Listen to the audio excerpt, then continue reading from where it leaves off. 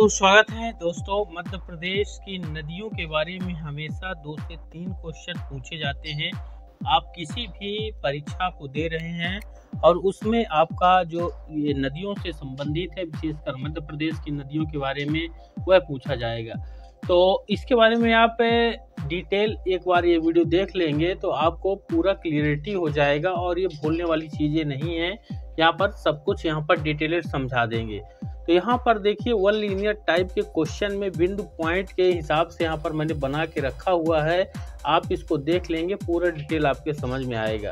तो यहाँ पर देखिए नर्मदा नदी का नाम सबसे ऊपर ही रहता है, क्योंकि मध्य प्रदेश की में जब बात आती है तो नर्मदा सबसे बड़ी नदी है। इसलिए नर्मदा देखिए विशेषताएं क्या क्या है नर्मदा के बारे में और अन्य नदियों के बारे में। पहला बिंदु यहाँ पर देखिए, नर्मदा नदी को मध्य प्रदेश की जीवन रेखा कहा जाता है।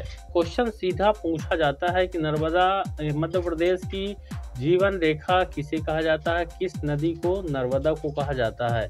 ठीक, यहाँ पर नर्मदा हो गया। दूसरा है यहाँ पर पॉइंट की नर्मदा मध्य प्रदेश की सबसे लंबी वो भारत की 5वीं बड़ी नदी है। तो यहाँ पर ये भी आप जान लें कि सबसे लंबी वो भारत की 5वीं बड़ी नदी है, यानी नर्मदा मध्य प्रदेश की सबसे लंबी नदी है। और भारत में अगर हम देखेंगे तो 5वें नंबर में इसका स्थान है। पहले में कौन सा है, और जो 1 से 4 तक में उन नदियों के नाम आपको यहाँ पर दिखा देंगे। फिर बात आती है बेतवा के बारे में। बेतवा नदी को मध्य प्रदेश की गंगा कहा जाता है। इस बिंदु को हमेशा ध्यान रखिएगा, क्योंकि मध्य प्रदेश की गंगा के बारे में जब पूछा जाएगा तो हमारा ध्यान डायरेक्ट नर्मदा में जाएगा। तो ऐसा ना हो, बेतवा नदी को मध्य प्रदेश की गंगा कहा जाता है। मध्य प्रदेश की 5 बड़ी नदियों की अगर हम बात करेंगे तो यहाँ पर देखिए नदियों में पहला नंबर है नर्मदा नदी का, चंबल दूसरे नंबर में है, सोन तीसरे में है, ताप्ती नदी चौथे में है और बेतवा 5वें नंबर में है।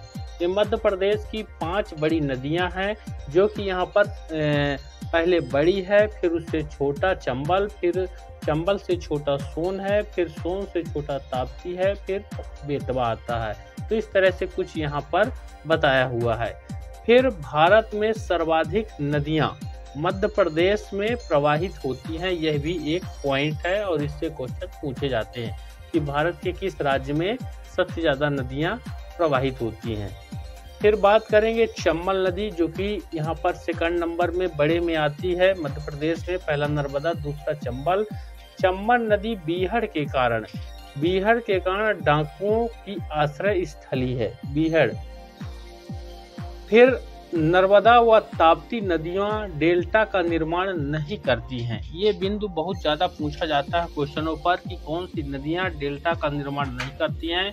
तो नर्मदा और ताप्ती नदियां ये डेल्टा नहीं बनाती हैं, क्योंकि ये एस्चुरी यानी ज्वर नद मुख बनाती हैं। इसको ध्यान रखिएगा, ये डेल्टा नहीं बनाती हैं। नर्मदा और ताप्ती ये एस्चुरी बनाती हैं, यानी ज्वर नद मुख बनाती हैं, इसलिए ये डेल्टा नहीं बनाती है। इनका डायरेक्शन भी उल्टा होता है, अन्य नदियों की अपेक्षा किधर होता है यह आपको आगे जानकारी मिल जाएगी।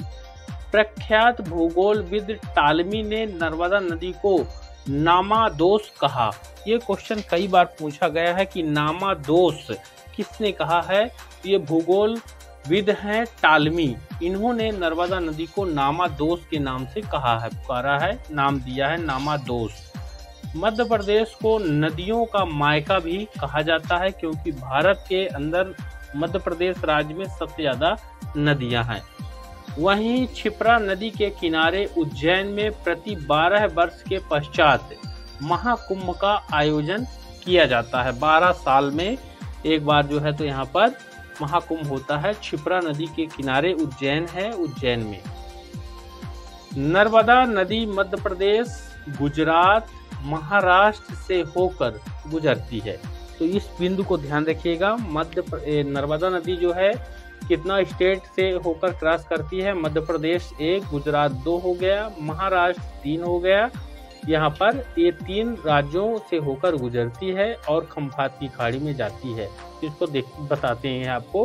लेकिन नर्मदा नदी का जो उद्गम है वह मध्य प्रदेश राज्य में अमरकंटक से है, ये भी आप जान लें। यहाँ पर साथ ही जो चंबल नदी है, चंबल नदी का प्रवाह मध्य प्रदेश में, उत्तर प्रदेश, राजस्थान राज्यों से होता है, यानी 3 राज्य यहाँ पर भी हैं। तो नर्मदा नदी जो है मध्य प्रदेश, गुजरात, महाराष्ट्र में है, और जो चंबल नदी है वो मध्य प्रदेश, उत्तर प्रदेश और राजस्थान राज्यों में होता है। ठीक, इस चीज को ध्यान रखिएगा। मध्य प्रदेश का सबसे लंबा बांध जो है वह तवा नदी पर बना हुआ है, जिसका लंबाई 1322 मीटर। ध्यान रखिएगा, तवा नदी जिसको मध्य प्रदेश की बेतवा नदी है, मध्य प्रदेश की गंगा, तवा नदी यहाँ पर सबसे लंबा बांध यहाँ पर बना हुआ है। तवा नदी की ये विशेषता है, ध्यान रखिएगा। सबसे लंबा बांध तवा नदी पर है। कितना लंबा है? 1322 मीटर है। होशंगाबाद, मध्य प्रदेश के होशंगाबाद जिले पर स्थित है, ये ध्यान रखिएगा। फिर है वर्धा तथा वेनगंगा का संगम स्थल प्राणहिता के नाम से जाना जाता है। तो ये क्वेश्चन सीधा पूछा जाएगा, प्राणहिता के नाम से किन नदियों का संगम जाना जाता है? वर्धा और वेनगंगा नदी है। फिर यहाँ पर है मध्य प्रदेश में प्रवाहित होने वाली नदियाँ प्रायद्वीपी नदियाँ हैं। मध्य प्रदेश के अमरकंटक से 3 किलोमीटर के अंतर में 3 नदियाँ नर्मदा, सोन एवं जोहिला का उद्गम स्थल है। तो ये 3 नदियाँ जो कि अमरकंटक से ही निकलती हैं, यहाँ पर इस चीज को ध्यान रखिएगा। उद्गम हमेशा पूछा जाता है। तो मध्य प्रदेश के अमरकंटक से 3 किलोमीटर का अंतर है इन नदियों के बीच में। तो नर्मदा अमरकंटक से निकलती है, सोन भी अमरकंटक से निकलती है, और जोहिला नदी भी अमरकंटक से ही निकलती है। 3 किलोमीटर के अंतर में ये तीनों नदियों का उद्गम है। मध्य प्रदेश का सबसे ऊंचा जलप्रपात बहुटी जलप्रपात है, जो कि 198 मीटर ऊंचा है, ये ध्यान रखिएगा। बहुटी महाभारत में कहा गया है कि ताप्ती सूर्य भगवान की पुत्री है। नर्मदा मध्य प्रदेश की सबसे प्रमुख नदी है। राज्य की प्रथम विद्युत परियोजना गांधी सागर बांध, ये मध्य प्रदेश राज्य की प्रथम विद्युत परियोजना है, जिसका नाम है गांधी सागर बांध।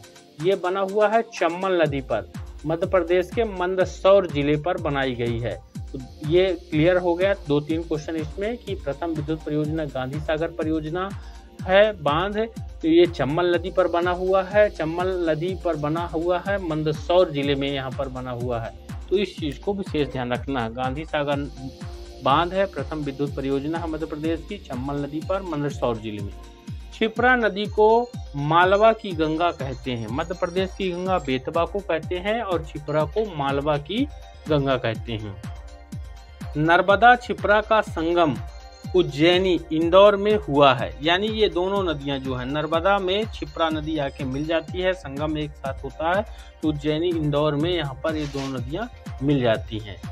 उत्तर और दक्षिण भारत की पारंपरिक सीमा नर्मदा नदी बनाती है, उत्तर और दक्षिण की। रामघाट क्षिप्रा नदी के तट पर स्थित है। आरोही क्रम में भारत की हम नदियां देखेंगे, आरोही क्रम में यानी पहले बड़ी नदी, फिर उससे छोटी, फिर उससे छोटी, ये आरोही क्रम हो जाएगा, यानी घटते क्रम में देखेंगे। तो देखिए, गंगा नदी भारत की सबसे लंबी नदी है, सबसे बड़ी नदी कहेंगे। फिर उसके बाद गोदावरी है दूसरे नंबर में, तीसरे नंबर में कृष्णा है, चौथे में यमुना है, और नर्मदा का 5वां नंबर आता है। तो ये हो गया। वहीं अगर हम डायरेक्शन की बात कर लेते हैं, डायरेक्शन आपको यहाँ पर दिखा देते हैं। देखिए, तो ये उत्तर साइड जो है चंबल, बेतवा, सोन, केन, क्षिप्रा, सिंध, काली सिंध, पार्वती, टुंस, ये नदियां हैं। ये उत्तर साइड का इनका डायरेक्शन होता है। ये मध्य प्रदेश से निकल के उत्तर साइड में इनका वायु तंत्र है। ठीक, वहीं यहाँ पर देखिए, अगर हम थोड़ा और आगे जाएंगे तो उत्तर में, तो नाम बता दिया आपको। यहाँ पर देखिए, ये माही, नर्मदा और ताप्ती, ये अलग है तीनों नदियां, माही, नर्मदा और ताप्ती। क्योंकि ये पश्चिम साइड में ये नदियां जो है जाती हैं। 3 ही नदियां हैं जो कि पश्चिम में इनका डायरेक्शन है और खंभात की खाड़ी में जाती हैं। ये 3 नदियां हैं, नर्मदा, ताप्ती, माही, नर्मदा, ताप्ती। ठीक, और यहाँ पर पूर्व में देखिए जोहिला है, सोन है, महान है ये। जबकि जोहिला और सोन जो है ये निकलती नर्मदा के साथ अमरकंटक से ही है, लेकिन ये इस डायरेक्शन में जाती हैं पूर्व में, और ये जो है नर्मदा, ताप्ती और माही ये जाती हैं यहाँ पर पश्चिम में। फिर इसके बाद यहाँ पर देखिए जो दक्षिण साइड में यहाँ पर देखिए दक्षिण में है वैनगंगा है, पेंच है, वर्धा है, प्राणहिता है, कान्हन आदि नदियाँ ये यहाँ पर दक्षिण में जाती हैं। तो ये कंप्लीट यहाँ पर आज नदियों के बारे में इतनी जानकारी आपको देंगे इस वीडियो में। मुझे उम्मीद है जानकारी आपके लिए बहुत ही ज़्यादा उपयोगी होगी और ये एक्यूरेट जानकारी है और हर परीक्षाओं पर ये पूछी जाती है। तो इसको अच्छे से ध्यान कर लें। अगर थोड़ा बहुत कहीं दिक्कत हो तो वीडियो को फिर से देख सकते हैं यहाँ पर। अगर चैनल पर पहली बार आए हैं तो सब्सक्राइब कर लें और वीडियो को लाइक और शेयर जरूर कर देंगे, घंटी दबाएंगे ताकि नए वीडियो डालें तो उसका जानकारी आपको मिले। मिलते हैं अगले वीडियो पर। धन्यवाद।